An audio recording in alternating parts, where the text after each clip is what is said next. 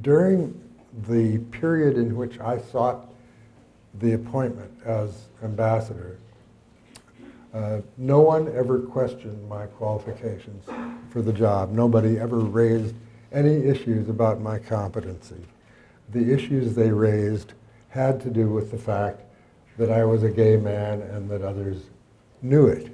Coming from Belgium and coming from a different background was really interesting, and also like confrontational to see how people in the US here struggle with their gay identity, hearing how difficult it must be to be the person you actually are. That must be really difficult, and that really made me think of how legislation can have effects, because if legislation allows same-sex marriage, then I think this would be like a progressive step forward. We all need to look at where we stand on issues of cultural acceptance. They are not discussed widely.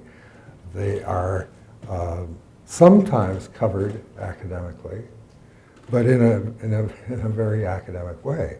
So often we focus on very specific issues like, gay marriage or employment discrimination, whereas something like cultural acceptance is so broad sweeping, and both like as an abstract concept and something that's more personal. The fact that cultural acceptance can influence both of those things, I think, are really important, and I love that he addressed that. I see things changing, and I see them changing in a very positive way, and I see them changing very soon. As people become aware that their children, their parents, their neighbors, their employers, their employees, their policemen, and so on, represent a constituency that is still discriminated against.